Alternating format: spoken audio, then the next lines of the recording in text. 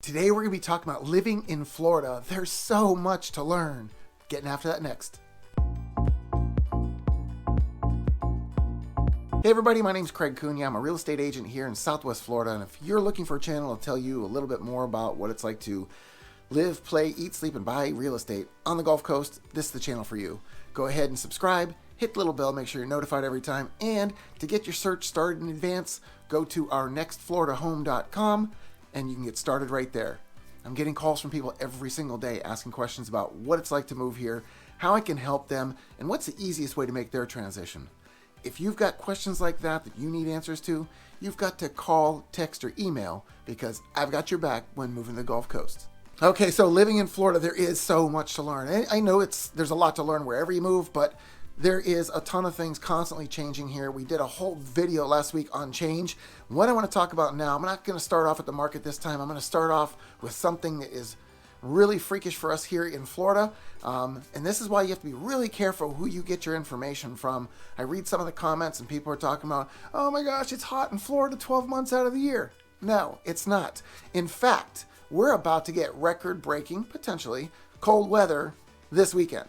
And when I say record-breaking, how's 35 degrees for Florida? Yeah, I'm going to be pulling out the jacket, have the beanie on. It's going to be one of those kinds of weekends. But we just had this cold come through the other day, and I was out walking the dog. I was pet sitting, and I'm walking the dog, and there's frost on the roofs. Yeah, frost. So we're in Florida, Southwest Florida, and we still can get frost. So don't believe all that stuff you hear about it's so hot, it's never comfortable, you're going to get rid of your jackets, you're never going to need them. I'm telling you now, don't get rid of your jackets, don't get rid of your beanies. You might even want to keep a pair of gloves because there will be times that it gets this cold. And it doesn't have to be record-breaking to be cold. 40s is still very cold as well. But this is a big one, and we're kind of looking forward to it. The fire pit gets used this weekend for sure. It's funny, there was even a clip of a woman that was scraping her windows with a credit card because the ice was building up on it. So we are definitely going to be experiencing that cold, but it brings out a whole nother topic for us. Heat. How do you heat your homes in Florida? People are wondering, hey, is there a separate unit for heating? How does that work? Now, our AC units also double as heaters. There is a heat setting that you put it to.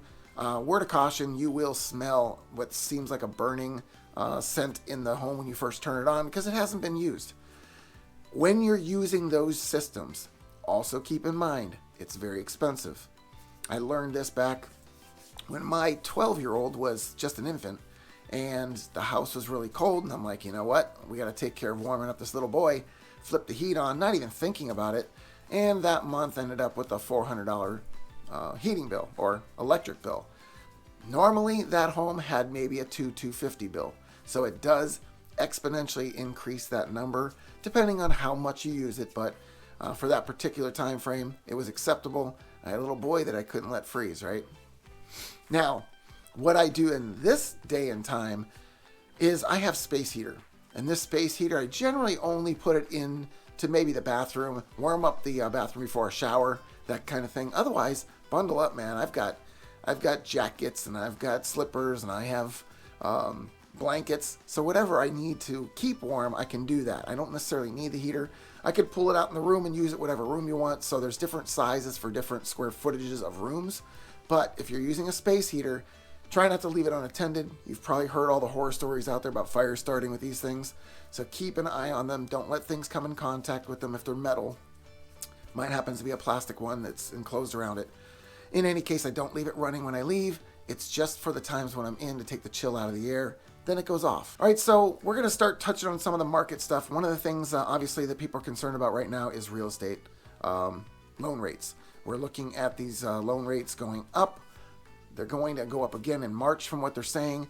And the one thing that I was talking to my lender about this, and he's trying to guide me through what he's hearing from the buyers. And obviously you're talking to a couple different lenders at a time in most cases, trying to shop them, compare them. But what's the one thing we focus on? Interest rate, right? That's the biggest concern. That's not the biggest concern. You have to look at the cost of the loan as well, because how many points are you paying to get that rate? In some cases, you're paying maybe 1.5 points to get down to that rate, whereas the other guy's not charging that. I mean, money's money, right? You're going to get charged up front, and then you might, if you choose the wrong loan type, if you choose an FHA over a conventional, you're going to pay PMI. You're going to end up having to refinance to get off that PMI off. That's what I had to do. And I didn't know any better when I bought the house. Because, again, I sell houses. I don't do loans. So check that. Check the fees. Check the whole setup of each of the loans to make sure you know what you're paying into. Because that rate, that lower rate, might be more expensive in the long run. So check them out. Do your due diligence. Ask a lot of questions. Another thing related to money here is insurances. Yeah, you hear it all the time. Man, these insurances are going up, especially flood insurance. And it's true. They do go up. I've got a cash buyer. His name's Brad. He kind of enlightened me to what he's doing to help his flood situation, if he has it. Many of our properties do not need flood insurance. He doesn't need it on all of his properties, but the ones that do, since he paid cash, he gets to make some adjustments. And what I mean by that is he can change the amount of coverage that he wants on the house. He can also change the deductible. So if he goes with a higher deductible, given it doesn't really flood here, this is almost like auto insurance. You may never use it, but you're going to pay for it. So in his case, he's able to make those adjustments and save some money. May not be able to do it with every home because the fact that when the lender's involved, they want to see a certain amount of coverage on that house. Find out what your coverages need to be. You too may be able to make some adjustments and save a little money. Now, I don't know how much I want to believe in all this, but in 2022, yes, Zillow is putting their nose in this and giving their sense of what's going to happen in the market. Hey, they have a lot of data, so let's go with this for the time being. They're saying that originally they thought there was going to be about a 19.5% increase in pricing for 2022. Now they've become a little more reserved in that and said 11%. But I'm going to tell you what, double digits on any increases is pretty darn good. So if you're somebody looking to get in the home buying situation, if you're an investor, if you're doing it for your own good, hey, double digit increase in prices, I don't know what you're waiting for, but that's pretty darn good. Can't make 11% on many investments out there, so stick it in your home. You're going to get the usage out of it as well as making extra money. Okay, so we talked about this before. I'm just going to reinforce this. Nick, Kirk, Jay, I'm sorry for all you guys because you're all great guys looking to get your families into a home, and you're offering great terms. But the one thing we're falling short on, literally we win the overall bid for the house, but we're losing for one reason and one reason only: waiving an appraisal contingency. I mean, that's a big ask, especially when you're in some of these higher price ranges. If there's a big gap in that appraisal and it comes short, you've got to cover it. That's cash out of pocket. So if you don't want to put the extra money down for that, don't even discuss appraisal waivers. And if you've got cash, that gives you that much more of a solid foundation going into these multiple offer situations, because there aren't going to be a lot of people that have the cash to cover that gap. But if you do, you're one of the lucky ones. All right, so you've also heard that we have a lot of concern with our auto insurance down here. Yeah, it's a little higher than some other places. I don't know. I'm only about $100 a month for my F-150 truck. It's a newer truck, has all the safety stuff on it, security stuff, so that might be part of the reason. But the other part of the reason is zip code. My insurance used to be in a Fort Myers zip code. Now it's in Cape Coral. It did change a little bit. Cape Coral has higher insurance rates than over in Fort Myers. Apparently there's a higher incident of accidents over here. I don't know. But there's a few other factors. You can change your deductibles on your auto insurance too, which will also bring your payments down. If you go higher deductible, taking a chance that it won't happen to you, you can lower your payment. But there's many things you can't control. Your credit score, how old you are. Those are just a couple other factors. What's your driving history like? So if all those things are lining up and you're willing to pay a little bit more on the deductible, you too could get a lower auto insurance payment and not make it so painful. Okay, once again, we're going to touch on new construction because new construction is constant in this area. And as you already heard in the previous video, these builders are raising prices even when they get these full price offers in. So one thing you need if you're going to a builder is get yourself representation that is on your side. If you go to a builder and talk to their salesperson, that's not your salesperson. That's the builder's salesperson. Who do you think they're looking out for? Who pays their bills? Who feeds them? Exactly. If you're involved in a lawsuit, are you going to use the same lawyer as the other side that's suing you? Of course not. You're going to get your own representation. These builders already have the commission for your agent figured into their numbers. And I have a perfect example And one of my clients, cash buyer, he had gone to the same builder with me and without me. His prices didn't change. There was no extra discount for going without an agent. That's just saying those numbers are all built in there anyway. So go ahead and get professional representation that's looking out for you, and maybe even watching over the construction when you're not there. They can shoot you pictures and video along the way, and maybe even call out a situation. If you're told that there's a certain stage the home's in and it's not, hey, call that builder out on it. Make sure they're staying on schedule so you get your home on time. One thing that's not really talked about with all this construction is how the saturation of a neighborhood. You have all these new homes coming in, the intersections of your neighborhoods, the lights that you have to pass through getting to wherever you're going, whether it's work, the grocery store, the gas station. It's going to get busier in all these areas. And then throw in an apartment complex that can have hundreds of people living there. We're going to start to see more and more infrastructure issues with all this traffic because of all the new construction and the people now living in those areas. So start thinking about how you're going to plan to commute from A to B, and maybe you can find an easier way or a back way. Hey man, I love finding all the back road shortcuts, but you know what? Every time I try a shortcut now, it's not so short. So just check it out for yourself. This is why, again, driving around is so important. You get a feel for the area. You get to see how the traffic flows.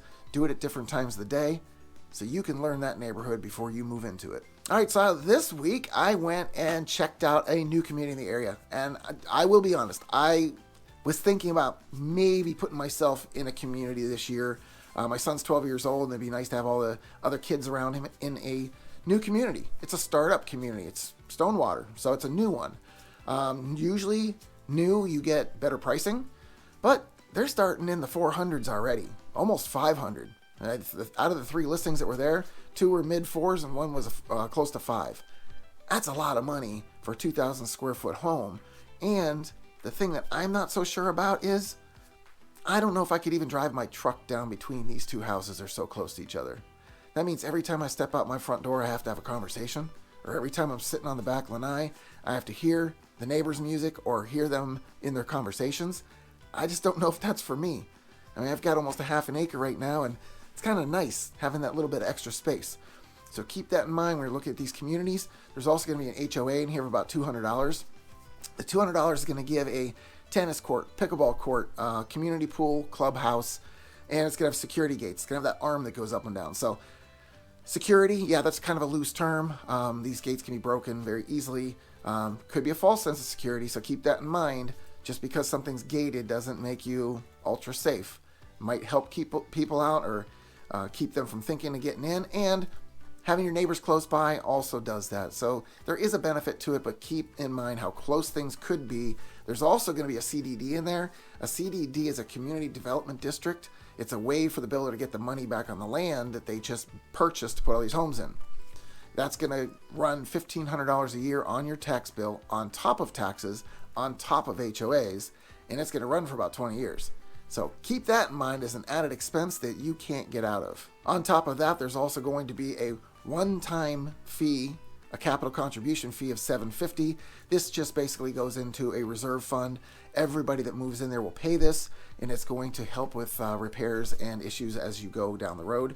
Also, there is an $800 irrigation hookup fee. Odd. Wouldn't that be as part of the construction? Maybe it's just another way for them to get their money back. But yes, there's also an $800 irrigation hookup fee. I don't know. Back in December, from the month-to-month change from November to December, there was an 11.9% uptick in the sales of new construction. Why do you think that is? Well, they're talking about rate change in January, right? Well, we're talking about rate change here in March. So what do you think is going to happen in February? We're probably going to see another increase of new construction, people trying to get in ahead of these rate changes. We just don't know where the rates are going to go. Obviously, they have to stop somewhere because you can't overdo it. And quite honestly, if you're still 3.5%, 4%, that's a pretty darn good rate when you look at the grand scheme. But we're so used to seeing the 2.5% to 3% that we're kind of spoiled. Keep that in perspective. If it's still affordable and it's 4%, go ahead and do it. I already told you about the increase in value this year. You're going to make it up. All right, here in Florida, pets are a huge part of people's lives. And they're taking them nowadays to more and more places. And I'm getting familiar with this because my other half now has a pup. You might have seen her. If not, you're going to see her again. Georgie here, she now loves to ride her bicycle because there's a thing called a buddy rider. And this allows you to put a small pet, I think up to 25 pounds. They get harnessed into this platform that sits right in the center of the bike. And now they get the breezes. They get to be close to their closest person. And they get to ride along with you wherever you go. You know what else you can do? Lakes Park doesn't let pets in there. That's one of their rules. Well, guess what? This pet's not touching the ground. It's not doing anything on the grounds. It's riding. So you can still take your pets in there even if it says no pets because they're not using the grounds. On top of this, we also have a thing called bringfido.com. This is a place that you can find out different establishments in the area that allow pets, that are pet friendly. Restaurants, hotels, attractions. Just go to this site, plug in the city you want to be looking for, check out what category you're trying to fall under, and see if your little Fido is allowed to go there. One of the things that this area is also known for is not having great public transport. And there is a Collier Area Transit that is now considering attaching their bus system up through Lee County and possibly up into Charlotte. This could be huge because the people that are in Naples already that are trying to get work, you figure it's more expensive to live there, right? So it's harder to get certain jobs there and be able to pay for it. So the people in Lee and even up in Charlotte, their expenses are going to be a little bit lower to live. But you know what? If they could commute to a higher paying job in Naples, that'd be advantageous for them. But maybe they don't have a car. So now they've got a bus transit system. So we're trying to expand on some of the public transportation because of the growth in the area. And now this could be one that's going to be beneficial to both the people living here and to the businesses that are trying to staff themselves. Because obviously you've heard about the staffing shortages. And speaking of staffing shortages, another sign of the times. Some of our restaurants here are now cutting their hours or the days in which they're giving service because they are running ragged. One business in particular literally said they were working on 72 hours of work and they just had to cut off time so that their people could rest. So if we're not going to staff these places properly, we're going to have to get used to them not being open on the hours we may want to use them. All right, so you've already heard all the talk about COVID everywhere. You've also noticed that there's certain areas of the country that are having less of the outbreaks, like Florida. Yeah, look at the map. We're one of the ones that don't have as many of the outbreaks. But you know what? That doesn't stop the big corporations from coming down and still putting the mandates in place. And this one is really difficult to choke on because Lee Health is our biggest healthcare provider in the area, and they're putting the mandates back in place for anybody working in the hospital. This is doctors, nurses, everybody. Despite whether they want it, they're going to have to get the vaccine. And it's because they're accepting the Medicaid and Medicare there. Because that program is helping fund them, they now get to say, you have to get the vaccine. Hey man, that's like extortion or blackmail in my book. So we're now asking these people that have been working for years with this stuff going on and making them have to make a decision against possibly their beliefs. I don't know. But this is what's happening here. They have until February 28th to have both shots done, or they're not going to have a job. All right, so we made the trip over to Farmer Joe's. I gave you the grand opening tour last time. I went there with my son. He begged to go there, had to try it, wanted to see what it was about. So we got ourselves a handful of things, literally a few candies, some soda, a watermelon, and some egg noodles for the chicken noodle soup we're making. And $24 later, we're walking out of the store. Now, $24 doesn't sound like a lot, does it? But considering what I'm getting, is that really $24 worth of stuff? And I look around at some of the other things in there, and the creamer that I might buy at another store is about $2 more in this store. Same brand, same flavor, same everything. So be careful what you're going there for. If it's for produce, because they supposedly have such a large array, and you saw the video possibly. If not, check out last week's video. They do have a large selection, and there's many different things you can find there. But the prices attached to them, yeah, makes it kind of maybe like a Publix or an overpriced Publix. I don't know. You decide. Check it out for yourself. See what you think. And you might find yourself making multiple stops when you're out grocery shopping. Now, we talked about the driving here, and man, I'm telling you what, I saw some crazy driving today. But couldn't pull the camera up in time. Other thing I noticed was people can park rather close. Now, this particular time, it's not overly close. There's been times where I literally couldn't get in the one side door, so I had to go around to the other side to get in. So, boaters in the area have a new option. Now we can put the bumpers on the sides of our car to protect it. Now, I've had some people make some comments asking about what it's like with the homeless people in our area. Do you see them all over the place? Do you see them on the street corners?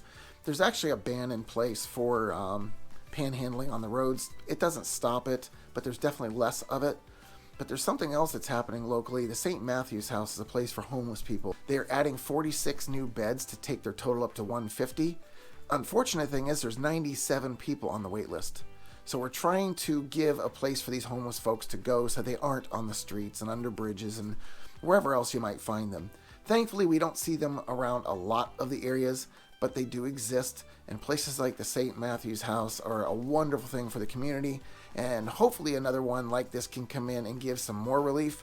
But we're doing things slowly but surely to help take care of those kinds of problems that are in our community. All right, so living in Florida, there's so much to learn. That's a little bit more. If you want to find out even more about what it's like to live here, check out one of these other 2 videos. And if you've got a question you need an answer to, you've got to call, text, or email, because I've got your back when moving to the Gulf Coast.